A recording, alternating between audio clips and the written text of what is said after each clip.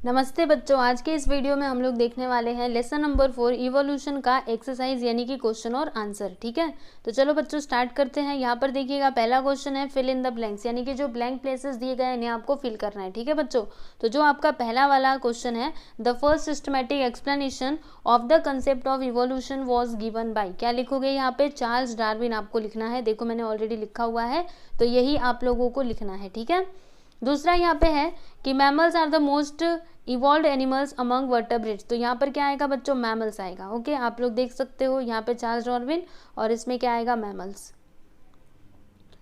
अगला क्वेश्चन है यहाँ पे कि answer etch questions in one sentence, मतलब हमें क्या करना है, यहाँ पर जो क्वेश्चंस दिए गए बच्चों इनके आंसर हमको एक वाक्य यानी कि एक सेंटेंस में लिखना है। ठीक है, तो चलो देखो यहाँ पे पहला क्वेश्चन है कि what do we call animals which live in water and also on land, यानी कि वो एनिमल्स जो पानी में भी रहते हैं और जमीन पे भी रहते हैं, ऐसे एनिमल्स को हम लोग क्या बोलते हैं बच्चों?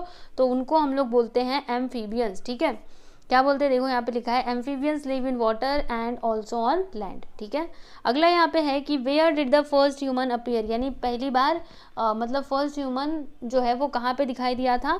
तो इसका आंसर देखो, the first human appeared on the African continent. कहाँ पर दिखा था? अफ्रीकन कंटिनेंट में। ओके, क्वेश्चन नंबर 3 है give reasons for the following, आपको अभी यहाँ पे रीजन बताना है बच्चों। तो पहला है यहाँ पे कि the species of dinosaurs which were enormous in size suddenly became extinct. सुनिएगा बच्चों ध्यान से, डायनासोर्स के कुछ प्रजातियां हैं। ठीक है, तो मतलब कुछ स्पेसीज जो क्या हुए बच्चों, विच आर एनॉमरस इन साइज, मतलब वो बहुत ज़्यादा विशाल संख्या में थे, लेकिन क्या हुआ कि अचानक से वो लोग लुप्त हो गए। ठीक है, तो अब आपको इसका कारण बताना है कि ऐसा क्यों हुआ, क्यों वो लोग लुप्त हो गए।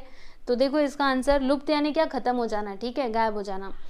तो क्यों हो गए, देखो यहाँ पे लिखा हुआ है इसका आंसर कि अकॉर्डिंग टू डार्विन, अभी देखो डार्विन बताते हैं कि the species that can not adopt to environmental changes become extinct in the process of evolution. देखो बच्चों, डार्विन क्या कहते हैं कि वो स्पेसीज यानी वो एनिमल्स, वो प्रजाति के एनिमल्स जो एनवायरमेंट के साथ चेंज नहीं हो सकते, यानी अगर एनवायरमेंट चेंज होता है तो उसके साथ वो मैनेज नहीं कर पाते हैं। ठीक है, समझ में आ रहा है आपको?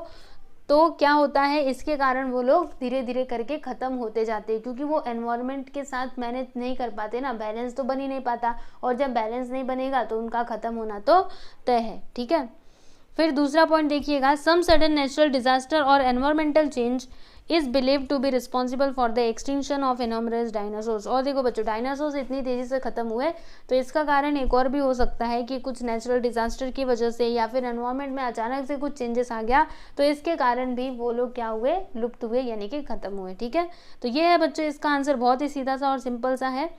चलो आगे चलते हैं। यहाँ पे अगला है कि in the course of time a new species with characteristics different from the original species is created. देखो बच्चों, टाइम बीतने के साथ साथ क्या होता है, जो मतलब जैसे एक प्रजाति के एनिमल्स रहते हैं, फिर वो उन्हीं में क्या होता है बच्चों, चेंजेस आने लगते हैं, और वो फिर उनमें कुछ ना कुछ चेंजेस हो जाते हैं। ठीक है, तो वो ओरिजिनल से क्या हो जाते हैं? अलग हो जाते हैं। तो अब इसका कारण बताइए कि ऐसा क्यों होता है।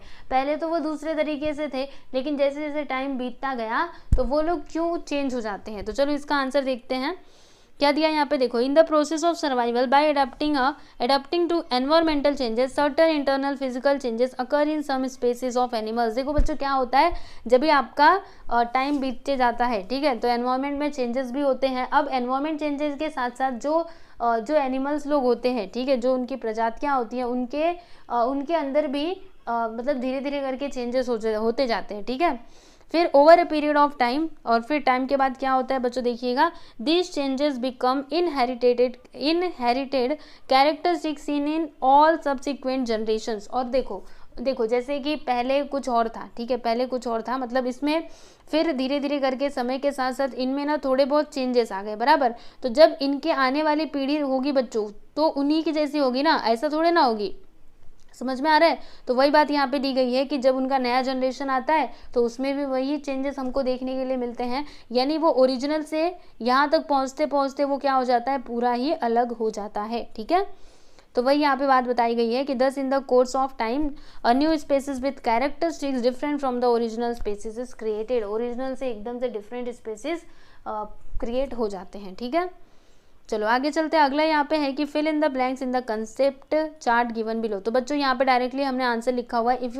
If you want to see questions then you can refer your text book. आप लोग अपनी टेक्स्ट बुक में देख सकते हो अगर आप क्वेश्चन देखना चाहते हैं तो, ठीक है। वहाँ पे डायग्राम बना करके दिया हुआ है और कुछ कुछ प्लेसेस खाली दिए हैं। मैंने तो यहाँ पे सब कुछ भर करके आपको दिया है। तो आप एक काम करो, इसमें से देख करके आप अपनी टेक्स्ट बुक में लिख लीजिए और फिर नोटबुक में लिख लीजिएगा, ठीक है बच्चों। देख लो क्या आएगा। लिविंग थिंग्स दो होते हैं, इनवर्टेब्रेट्स और वर्टेब्रेट्स। इनवर्टेब्रेट मतलब क्या होता है, एनिमल्स विदाउट अ बैकबोन, यानी बिना बैकबोन के जो एनिमल्स होते हैं उनको हम लोग क्या कहते हैं बच्चों, इनवर्टेब्रेट्स कहते हैं।